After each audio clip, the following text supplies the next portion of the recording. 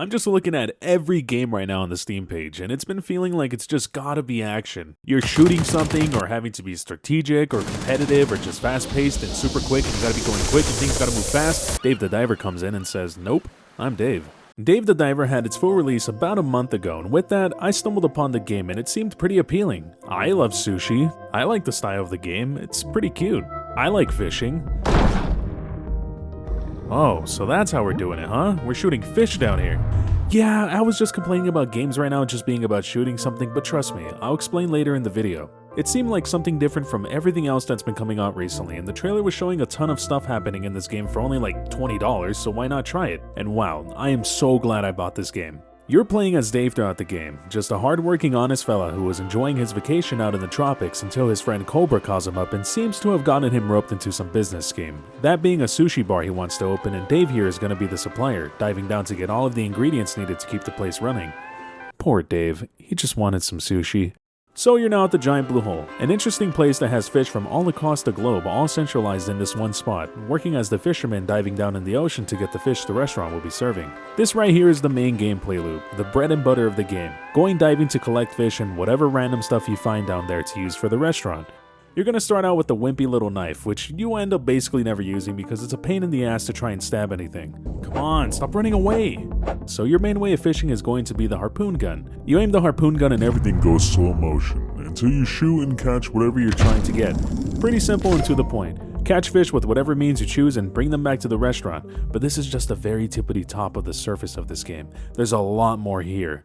Dave isn't just a diver, nah, that'd be too simple. So he's also working at the restaurant thanks to his trusty pal Cobra here, only letting him know this the moment it was too late to back out. You got your homie Bancho here, the head chef who will be making the sushi while you're the server, and busboy, and supplier, and wasabi prepper, and yeah, you do basically everything other than make the sushi.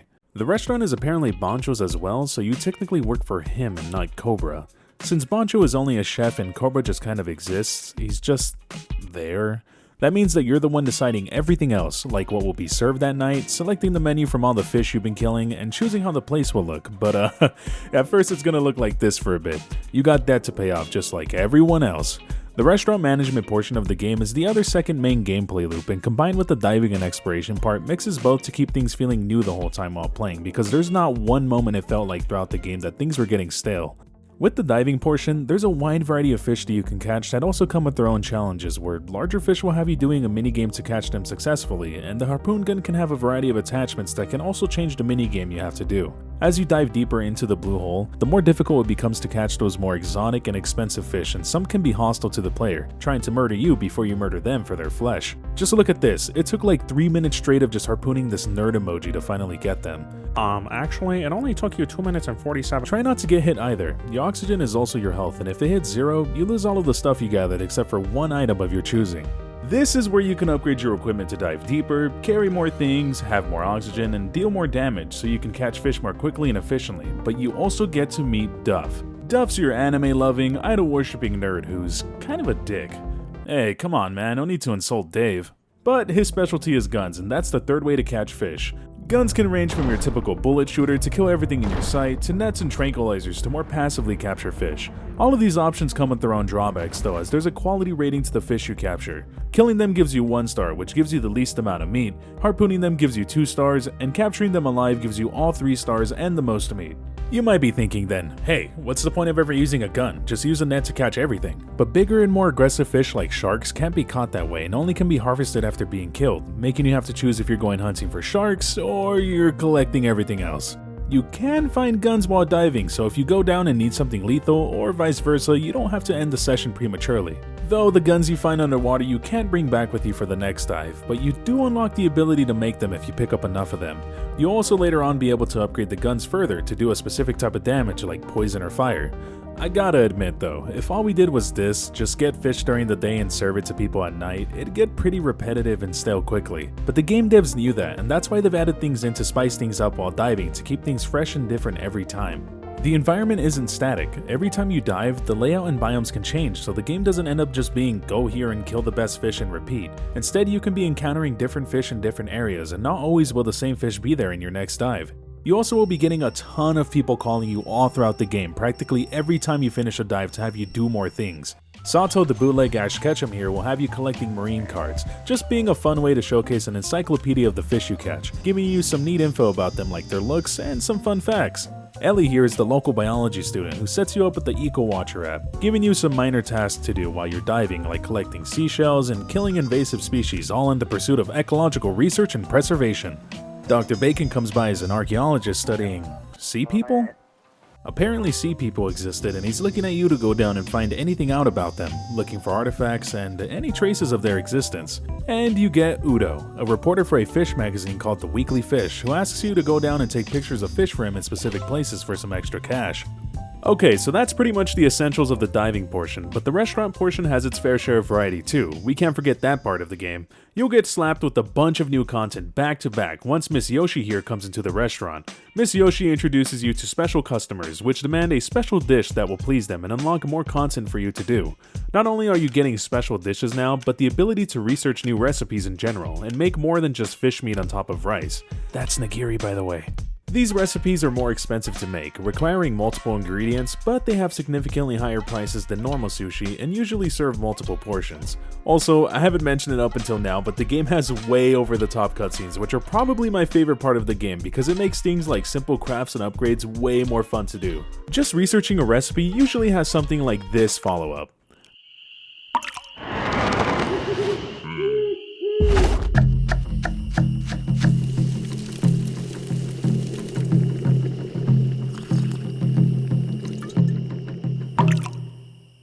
I want to go just simply upgrade a dish? No, we gotta have something like this happen.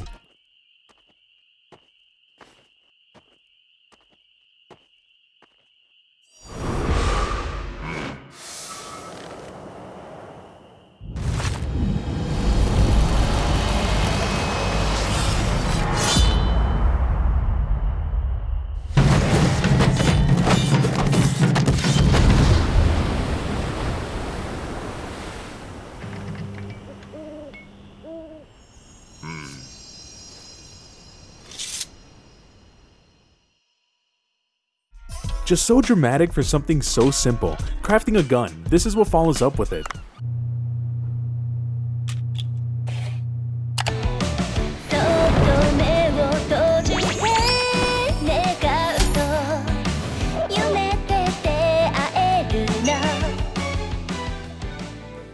See, it's just so dumb but so enjoyable to watch that I never skip these when playing the game. But back to Big Yoshi over here. You feed her the shark head and she has her over-the-top cutscene, falling in love with it, and then she reveals she's a recruiter, here to help you hire people for the business, as the restaurant will quickly become way too much for you to just handle. So then you can just sit back and relax and let the workers handle everything during the serving portion, now focusing on managing the restaurant, like sending workers out to gather ingredients to make more expensive and complex dishes, training people to handle the ever-increasing traffic to the restaurant, and making sure everything is just in order with the place.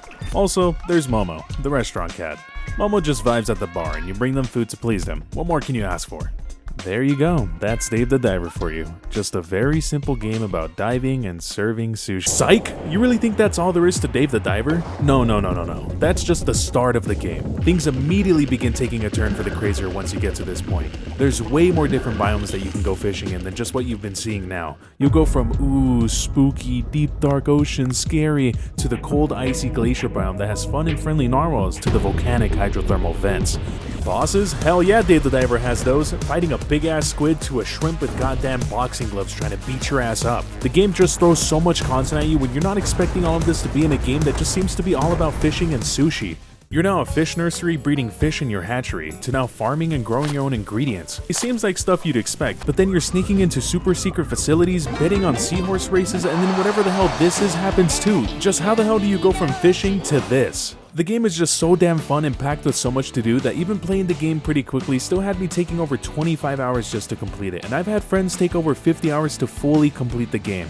Dave the Diver for sure is one of the best games to have been released this year, breaking free from the usual formula of mainstream competitive shooters to a truly unique experience I haven't had from a game in a while, and even with everything I showed, there's still so much more here, but I'd rather you experience the game than to have me just spoil it all for you. So much passion has gone in this game, and for them to only charge you $20 is an insane bargain, but that means you just have even more of a reason to buy this game now and enjoy one of the best games to have come out recently.